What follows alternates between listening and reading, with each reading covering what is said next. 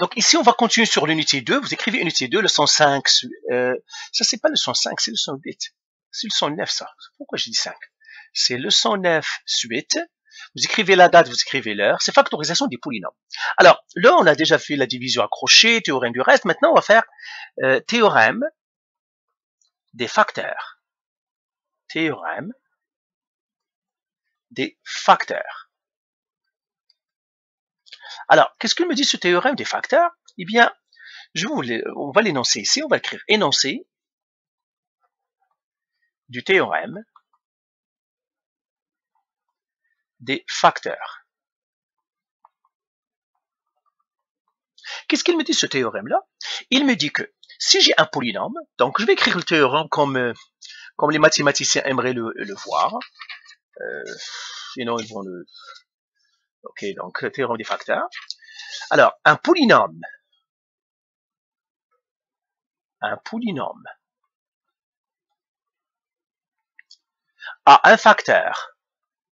un facteur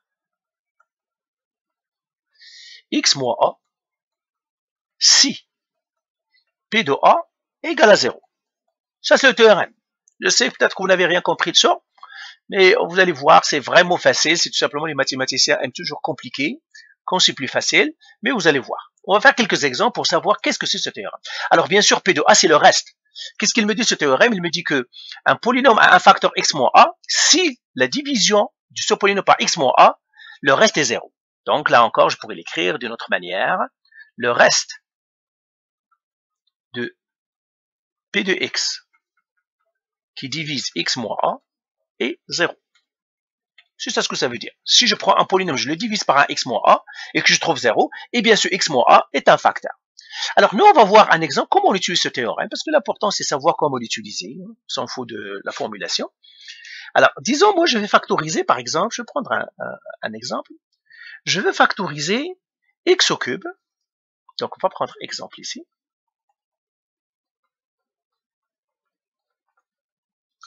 Disons par exemple, je prends x au cube plus 2x au carré moins 9x moins 18. Ça, c'est une cubique. Pourquoi c'est à la puissance 3? Ben, il n'y a pas de méthode à faire. C'est pas comme par exemple si c'est une quadratique, on pourrait faire la formule quadratique, on pourrait faire produit simple, complétion de carré, il y a beaucoup de choses qu'on pourrait faire avec la quadratique, mais avec la cubique, la quadrique, tout, oubliez ça. Il n'y a que les petits trucs. Alors regardez ce qu'on fait. Première chose, on prend le terme constant. Le terme constant, c'est le 18. C'est ce qu'on appelle Q. Celui-là, ici, on l'appelle Q. La valeur Q. Celui-là qui est à côté du X, ici, on l'appelle P. P, ici, est égal à 1. Donc, je prendrai le 18. Celui, la constante ici, celui qui n'a pas de X. Alors, première étape, trouver les diviseurs. Les diviseurs du terme constant. Terme constant. Alors, ici, Q, c'est 18, donc je vais prendre les diviseurs de 18. Donc, j'écris ici diviseur 18. Diviseur de 18. Alors, qu'est-ce qui divise 18? Eh bien, bien sûr, il y a 1 et 18. J'ai aussi 2, ça divise 18. 3, ça divise 18. 6, ça divise 18. 9, ça divise 18. Et 18, ça divise 18. Eh bien, j'ai 1, eh bien, aussi moins 1. Aussi moins 2. Parce que j'ai 2, c'est moins 2. 3, ça veut dire moins 3 aussi. 6 moins 6 aussi. 9 moins 9 aussi. 18 moins 18 aussi. Et qu'est-ce qu'on va faire? Eh bien, on va faire, tout simplement, on va vérifier, ça c'est ce qu'on appelle les zéros entiers. Donc, on est en train de chercher ici les zéros entiers. On va l'écrire ici, zéros entiers. Ben, on va les faire après. Donc, ça c'est la première étape, trouver les diviseurs du terme constant, ce qu'on appelle les zéros entiers. Constants et les zéros entiers. Ah ben, voilà. Trouver les diviseurs. Deuxième étape, trouver les zéros entiers. Trouver les zéros entiers. Alors, on prend le nombre qui est constant, qui n'a pas de x, on prend ses diviseurs, et on va chercher les zéros entiers. Qu'est-ce qu'on fait? Eh bien, on va prendre le premier, x égale à 1, eh bien, j'écrirai p de x. Ça veut dire je remplace x par 1 et je calcule. Alors, si je remplace x par 1, ça me donnerait 1 au cube, plus 2 fois 1 au carré, moins 9 fois 1, moins 18. Je calcule ça à la calculatrice. C'est 1 exposant 3, pardon, on a tout ça, hein. C'est 1 exposant 3, plus 2 fois, parenthèse, 1 au carré. Attendez, parce que ma calculatrice, peut-être, il va cracher. Donc, parenthèse, 1 exposant 3, plus 2 fois, parenthèse, 1 exposant 2, moins 9 fois 1, c'est moins 9, moins 18. Ça me donne quoi? Ça me donne moins 24. Celle-là n'est pas 0. Parce que le théorème du reste, il me dit, tu dois trouver 0 pour que ce soit un facteur. Ce n'est pas 0, donc je l'oublie. Donc lui, je l'oublie. J'essaye moins 1. X égale à moins 1.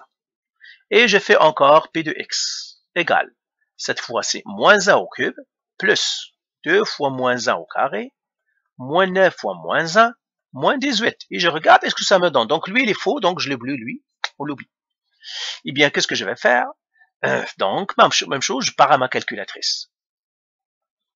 Je pars à ma calculatrice et je fais parenthèse, donc moins 1, exposant 3, plus 2 fois moins 1, exposant 2, moins 9 fois moins 1, moins 18. Lui, ça me donne... est-ce que j'ai bien copié ou non? Attendez, peut-être que j'ai pas... Ah, qu'est-ce que j'ai fait? Lequel que je suis en train de faire? Attendez, je crois que je me trompe là-dedans. Lequel que je fais? X au cube plus 2x au carré moins 9x moins 18, c'est ça. X au cube plus 2x au carré moins 9, c'est ça. Donc celui-là, ça m'a donné combien? Moins 8. Donc lui aussi, on doit l'oublier. J'espère que je ne me suis pas trompé dans les calculs. Alors, je vais le faire encore. C'est moins 1 au cube. C'est ça. Plus 2 fois moins 1 au carré. Moins 9 fois moins 1, moins 18. C'est ça. Lui aussi, ça ne me donne pas. Donc, je dois essayer 2. X égale à 2. Et je fais encore P de X. Et à la place, j'ai mis 2. Donc, je vais partir maintenant à ma calculatrice directement. C'est pas la peine que je perds le temps. Donc, je fais 2. À la place de moins 1. Ici, à la place de moins 1, j'ai mis 2. Et ici, à la place de moins 1, j'ai mis 2 aussi. Et je regarde ce que ça me donnerait 0 ou non. Ça me donne moins 20. Donc lui aussi, je l'oublie. Donc j'écris x égale à moins 2. Et je fais p de x égale. Alors, je regarde l'autre encore. Et cette fois-ci, je vais faire moins 2. Donc je fais un moins ici à côté de lui. Lui, je fais un moins à côté de lui. Et lui, je fais un moins à côté de lui. Et je regarde, qu'est-ce que ça me donne? Ça me donne 0. Voilà. Ah, voilà, lui, je suis content parce que j'ai trouvé un facteur. Du moment qu'il est égal à 0, j'ai trouvé un facteur. Ceux qui ne me donnent pas 0, je dois les oublier. Alors, trouver les facteurs, les zéros entiers, on a trouvé un facteur qui est moins 2. Alors, maintenant que j'ai trouvé un facteur qui est moins 2, je peux essayer les autres. Ok, je peux essayer les autres. Peut-être qu'on va les essayer aussi. Donc, je vais essayer les autres. Alors, j'essayerai les autres. Donc, ici, je vais prendre maintenant, j'ai trouvé un 0. Je prends un autre. Je fais... ou bien je vais arrêter ici, parce que je dois vous montrer la méthode générale, parce que ça, c'est un petit truc, mais je ne vais pas montrer le truc. Donc, j'ai trouvé un 0. Eh bien, regardez ce qu'on va faire maintenant.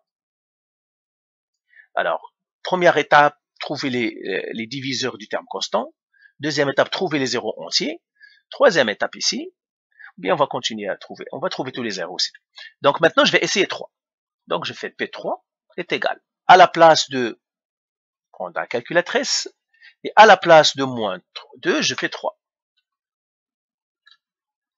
À la place de moins 2, je fais 3. Et à la place de moins 2, je fais 3. Et je vais faire égal. Ça me donne lui aussi 0. Donc lui aussi, il est bon. Mais combien normalement de 0 on devrait avoir? Eh bien, il y a une règle. Quel est le degré de ce polynôme? Le plus grand degré, c'est 3. Donc, on ne peut pas dépasser 3. Si on trouve 3, on a terminé. OK? Sinon, où il faut trouver les autres. Maintenant, qu'est-ce que je vais essayer? J'ai essayé 3, je vais essayer moins 3. Donc, P de moins 3 égale. Je pars encore à ma calculatrice, expression. Alors, à la place de 3, je fais moins 3, et je regarde est-ce que je vais trouver 0. Donc, moins 3 ici, moins 3 ici. Donc, je vous montre cette méthode-là, après, je vous montrerai l'autre que je voulais. Ça me donne encore 0. Eh bien, j'ai terminé. Pourquoi j'ai terminé? Je n'ai pas à essayer les autres, parce que j'en ai trouvé déjà 3. Et je n'ai besoin que de 3. Pourquoi? Parce que le degré est 3. Si c'était le degré 2, j'en ai besoin que de 2. C'est pour cela que dans la quadratique, on a R et S 2. Si j'en ai degré 4, j'en ai besoin de 4. Mais moi, j'ai trouvé 3. Eh bien, voilà, j'ai trouvé mes 3. Alors maintenant, je vais écrire ma réponse.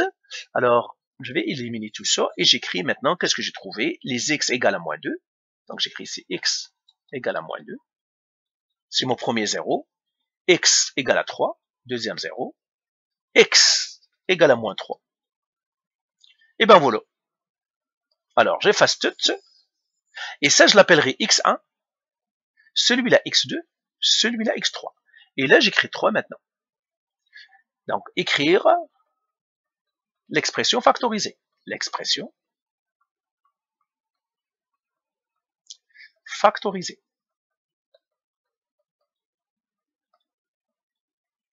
Eh bien, comment je vais l'écrire? Eh bien, c'est tout simplement x au cube plus 2x au carré moins 9x moins 18, elle est égale à a.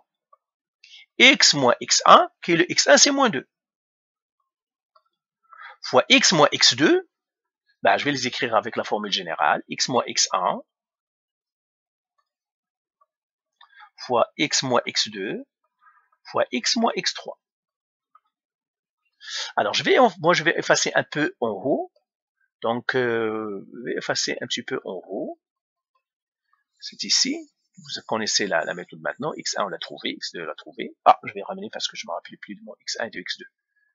Je vais effacer que les autres. Alors, là, je vais faire maintenant x au cube plus 2x au carré moins 9x moins 18 égale à a. X moins x1, donc moins 2, fois x moins x2, c'est moins 3, fois x moins x3, c'est moins 3, parce que le x3, c'est moins 3. Et bien maintenant, ça me donnerait a, x plus 2, x moins 3, et x plus 3. Maintenant, le a, c'est quoi? En fait, le a, c'est le p. C'est le terme dominant ici. J'avais 1, et bien a, je le remplacerai par 1. Donc ça, c'est 1 en fait. Je les écris, c'est 1. Le a, c'est le coefficient de la plus grande puissance. Et bien voilà, j'ai factorisé, c'est x au cube plus 2x au carré moins 9x moins 18. Ce a là n'est pas utile, je l'enlève. Et bien voilà ma réponse. Donc je peux effacer tout ça, et c'est ça ma réponse. C'est ça ma factorisation. Ok? Alors faisons un deuxième exemple. Alors, faisons un deuxième exemple. J'ai par exemple x au cube moins 64. Je vais factoriser sur polynôme.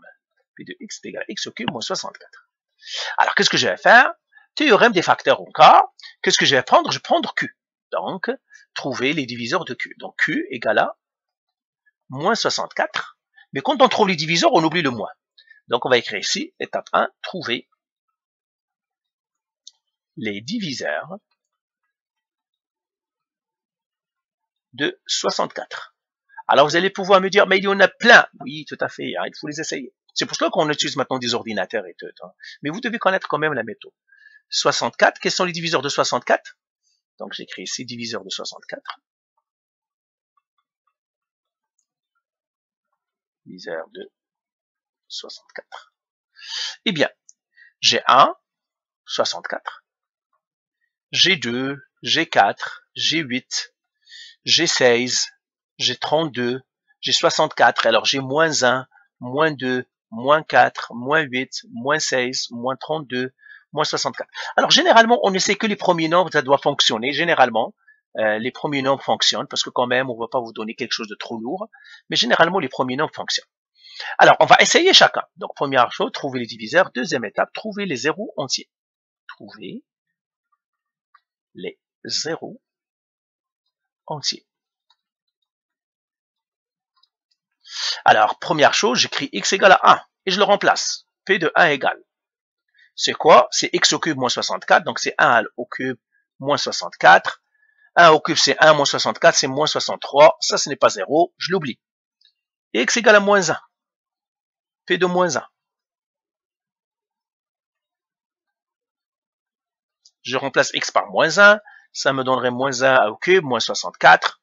Ça, moins 1 au cube, c'est moins 1, moins 64, moins 65. Ça n'est pas 0, je l'oublie.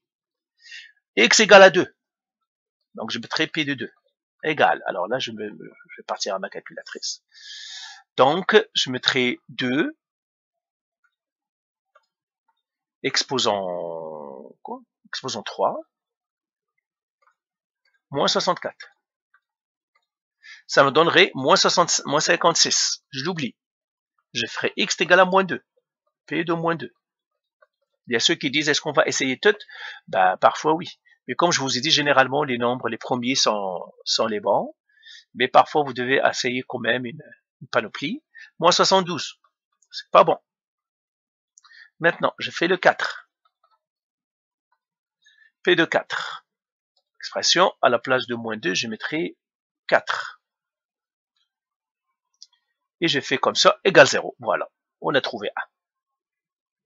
Alors, P égale à 0. Alors, je ne veux pas essayer tous les autres parce qu'on doit trouver 3. D'accord? On pourrait faire comme tout à l'heure. Quand on a fait ici, on a essayé pas mal jusqu'à on les a trouvés. Ici, on doit trouver 3. Pourquoi on doit trouver 3? Parce que le degré du polynôme est 3. On doit trouver au maximum 3. Il se peut qu'on ne trouve pas plus, mais on doit trouver au maximum 3. Alors, comment on va faire ça maintenant? Eh bien, du moment que j'ai trouvé ça, eh bien, voilà la deuxième étape. Donc, on va faire la division longue. Donc, troisième étape, pardon. Faire la division accrochée. Faire la division accrochée. La division accrochée de quoi? De mon polynôme. P, de P de x qui est égal à quoi? C'est x à la 3 moins 64. Et je le divise par quoi? Eh bien, le diviseur, c'est x moins x1. Celui qu'on a trouvé. Celui-là, je l'appellerai x1. Donc, ça, c'est x1. Parfois, on l'appelle a, mais moi, je l'appelle toujours x1. Celui-là, on a trouvé un x1. x1 est égal à 4. Alors, on va le diviser par x moins x1. Alors, x moins x1, ça veut dire que je ne le diviserai pas, parce que x1 égale à 4. Donc, on va le diviser par x moins 4. Donc, celui-là, je dois le diviser par x moins 4, et bien, c'est ce qu'on va faire. Alors, on fait la division accrochée. On va le faire comme ça. Et là, je fais x à la 4, x à la 3, pardon, moins 1. Mais attention, où est-ce qu'il y a le x au carré? Donc, je dois faire plus x, 0x au carré. Où est-ce qu'il y a le x? Plus 0x, moins 64. Parce qu'on n'a pas de x au carré, on n'a pas de x, on a dit on ajoute des zéros. Et je dois le diviser par quoi? Par x moins 4. Donc, je dois faire cette division-là. Alors, on divise. On divise. On prend le premier, x à la 3. Et puis, le pivot, c'est lui, c'est le x. Et là, j'aurai x à la 3 sur x. Ça me donne x au carré. Alors, je fais x au carré ici. X au carré fois x, c'est x au cube. X au carré fois moins 4, c'est moins 4x au carré. Et je fais un moins. X au cube moins x au cube, c'est 0. 0 moins 4x au carré, c'est 4x au carré. Je descends les autres. Plus 0x, moins 64. Maintenant, encore, je prends cette fois-ci 4x au carré. Le pivot, c'est toujours le x. OK? Donc, je vais le mettre ici. 4x au carré sur x est égal à 4x. Eh bien, je vais faire plus 4x. Et je le fais. 4x fois x, 4x au carré. 4x fois moins 4, moins 16x. Ça fait un moins. 4x au carré moins 4x au carré, c'est 0. 0 moins 16x, c'est plus 16x. Et je descends le moins 64. Maintenant, au tour à qui? À lui. 16x au carré, 16x, sur 16, sur x. qui me donne 16. Donc, ça va faire plus 16. Donc, 16 fois x, c'est 16x. 16 fois moins 4, moins 64. Et je fais un moins. Et bien, vous voyez, ici, ça me donnerait 0. Si ça ne m'a pas donné 0 au début, c'est faux. Pourquoi? C'est pour cela qu'on a fait le calcul, pour qu'on assure qu'on aura 0. Vous vous rappelez le théorème du reste? Le théorème du reste me dit que si tu remplaces par la restriction, le reste, ce que tu vas trouver, on s'est assuré que le reste serait 0. Parce que si le reste n'était pas 0, on a tout foiré. Et bien, voilà ce que ça me donnerait. Et bien, voilà. Maintenant, je vais écrire la réponse. Donc, effacer tout ça ici. Et je vais écrire maintenant ma réponse. Je laisse ça. Parce que le reste est 0, donc tout est beau. J'écrirai x au cube moins 64. Elle est égale à quoi? X moins 4. X moins 4. Fois x au carré plus 4x plus 16. Ce fois ça me donne... C'est comme par exemple j'ai 8 qui divise 4. Ça me donne 2. 2 fois 4, ça me donne 8. C'est la même chose ici, ce qu'on vient de faire. On vient de faire ce qu'on a trouvé, le quotient. Si je le divise, qui multiplie celui-là, 8 fois lui me donnera le dividende. Et bien voilà, j'ai factorisé c'est-à-dire j'ai factorisé mon cubique, ma fonction. Maintenant, on doit regarder x au carré plus 4x plus 16, est-ce que ça pourrait se factoriser? Eh bien non, ça se factorise pas. X au carré plus 16x, pour 4x plus 4x, plus 16, on doit voir est-ce que ça se factorise. Eh bien, ça ne se factorise pas. C'est pour cela que ça reste comme ça. C'est une parabole qui ne se factorise pas. Mais s'il se factorisait, on doit le factoriser. Mais elle ne se factorise pas. Donc voilà, je viens de factoriser c'est-à-dire avec le théorème du reste, avec le théorème des facteurs, je viens de factoriser des polynômes. Alors, je vous donnerai quelques exercices à faire. Ok? Je vous donnerai quelques exercices à faire. Et c'est tout. Ok. Alors, exercice avec le théorème du reste. Exercice.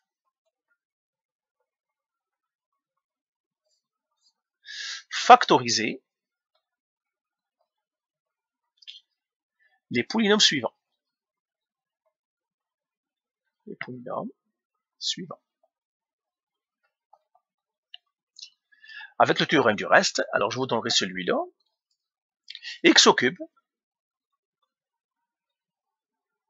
plus 6x au carré plus 11x plus 6. Deuxième polynôme à factoriser.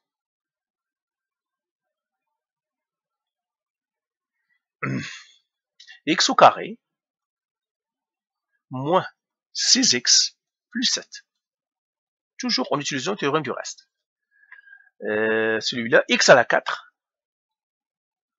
moins 5x au carré plus 4. Et puis un dernier, 4, 6x au cube plus 5x au carré moins 21x plus 10. Et un cinquième, le dernier, x au cube plus 1. Factoriser x au cube plus 1. Donc voilà pour cet exercice, pour cette factorisation, le théorème des facteurs. Donc vous connaissez maintenant le théorème des facteurs et pourquoi on l'utilise. On a fait la division accrochée, on a fait le théorème du reste, pour trouver le reste, qu'est-ce qu'on doit faire. Et maintenant on a fait le théorème des facteurs entiers. On a fait le théorème des facteurs entiers. Il y a un autre théorème qui s'appelle le théorème des facteurs rationnels. On va pas le voir. Hein. Ouais, c'est ça. Parce que maintenant, les logiciels et tout, vous connaissez le théorème du reste entier, c'est déjà largement suffisant. Allez, voilà, bye.